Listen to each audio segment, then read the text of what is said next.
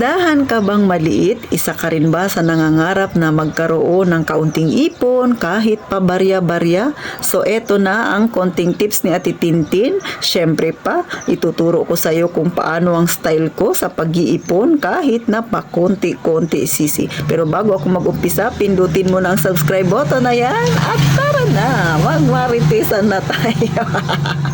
So ako ay kagaya nyo rin, ang tindahan ko ay maliit din, pero si Ate Tintin hanggang ngayon ang ginagawa kong pag-iipon ay tuloy-tuloy. Kahit naramdam ko ngayong June na ito, isang buwan, tumal talaga sisi ha. Pero dahil ngayon ay linggo, huling araw na ng June, sana kinabukasan ay maging good naman si July sa atin mga kasari. So eto ang tips ni Ate Tintin kung paano ako nag-iipon. So una, saan ako kumukuha ng mga naiipon ko? Syempre dito sa aking loading. O, di ba mga kasari? Ikaw ba ay may load? O, sabihin mo na, Ate Tin, maliit man ang kita dyan. So si Ate Tintin, ganito ang style. Ang puhunan ko ngayon sa load ko ay nasa 3,000. So, 1,000 sa Globe, 2,000 sa Smart kasi mas mabenta yung Smart. So ngayon, dahil linggo ngayon, ito yung oras ng aking pagha-harvest sisi. So lahat ng aking benta or kinita dito sa loob ng isang linggo, syempre i-check natin. Magto-total tayo. Ngayon, yung capital ay iiwan natin. So 3,000 yung aking capital. Sabihin natin sa loob ng isang linggo, ako ay kumita or nakabenta ako ng load. Tapos pag tinotal natin, sabihin na natin umabot ng 3,400. So yung 400 ha-harvestin ni Ate Tintin, yung 3,000 ay iiwan ko bilang capital pa rin. So naka-maintain lang ang capital, yung tubo niya na tinubo ko sa loob ng isang linggo, so yun ang aking hina-harvest at yun ang aking nilalagay dito sa aking magic envelope, sobre, o diba? Dito ko nilalagay yung aking naiipon. So maliban pa dyan, meron din akong isang lagayan pa. So ito, sa mga datihang nakasubscribe kay Ate Tintin, alam na nila ito kung anong nilalagay ko dito. Syempre pera. So mga kasari, dati nung nag-uumpisa pa lang ako ng pagtitindahan, nag-aalkansya ako coins, pero sabi ko medyo maingay yung coins, mabigat, tsaka minsan nagkulang sa coins. So ginawa ni Ate Tintin, naglipat ako sa bill, so 2020.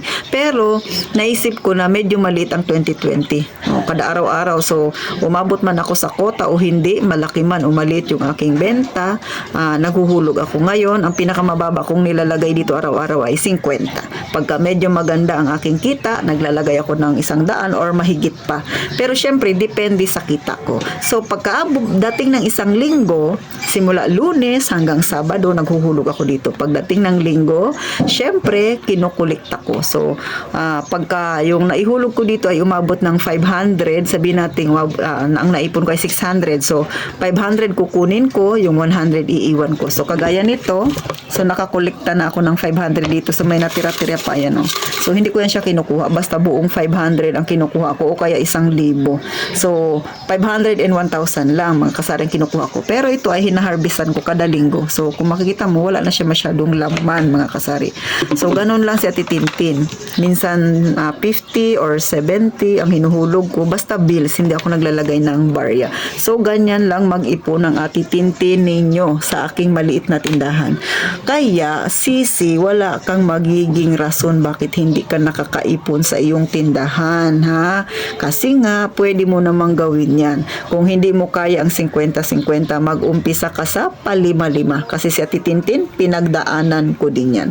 So, mga sisi, gaya nga ng mga nasabi ko nung sa una-una ko pang mga vlog, si Ate Tintin pagpasok pa lang ng taon ay nag-uumpisa na akong maghulog sa aking magic alkansya na hinaharvest ko rin pagdating ng linggo. So nilalagay ko dito yung mga buo kasi nga mahirap din kasi na wala kang ipunin tapos pagdating ng panahon na magre-renew ka ng permit, dapat may nakatabi ka para hindi ka mangangapa at saka hindi ka mangangarag pagdating ng renewhan ng yung permit.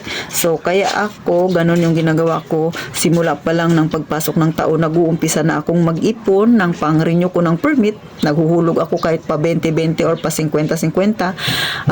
Ang pinaka-iniipon ko talaga ay dapat 10,000. Sa 10,000 na yan, pasok na dyan yung pang-renew ko ng permit at 3 months advance para sa SSS ko para hindi ako mahirapan. Next, yung naipon ko na yan, gaya ng nasabi ko sa inyo, inabot na yan ni Ate Tintin. So, meron ako ditong 10K na naipon mag-ipon. Hindi pa tapos ang taon. Pero hindi hindi hanggang doon lang. Ang pag-iipon ay dapat tuloy-tuloy. So si Ate Tintin continuous pa rin sa pag-iipon. Bakit? Kasi nga syempre may mga luho tayo. Kagaya sa akin, ang luho ni Ate Tintin, ang bisyo ko, mag-ipon ng alahas, bumili ng alahas. So gano'n ang ginagawa ni Ate Tintin. Nag-iipon ako, sisi. Pagdating ng December o kaya next year may nagustuhan akong alahas, saka ako bibili. Pero kung wala naman ako nagustuhan, nilalagay ko yung ipon ko sa bangko.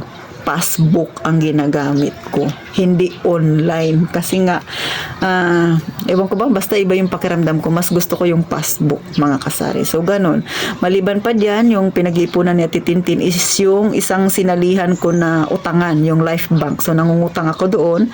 Tapos, at the same time, meron din akong savings doon. So, medyo malaki na rin yung savings ko doon, mga kasari. So, kahit na maliit ang tindahan ni Ate Tintin, lagi pa rin nilalagay ko sa isip ko na kailangan kong mag-ipon at iwasan ko ang malaking gastusin. So, dapat partner yan. Ang mindset mo, mag-ipon, bawasan ang gastos. Ikaw ba, sisi? Ganyan ka ba sa yung tindahan? Kaya walang imposible pagka gusto mong mag-ipon. Barya-barya man yan sa paningin ng iba, pero sa ating mga may tindahan, pag naipon yan, malaki na rin yan, sisi. So, paano? Hanggang dito na lang ang simpleng kwentuhan natin, ha? Light na usapan lang ito, sisi. Dahil linggo ngayon, so syempre si Ate Tintin ng harvest naman, di ba, dito at saka dito. Kayo ba, paano ba kayo mag-ipon, ha, mga kasari?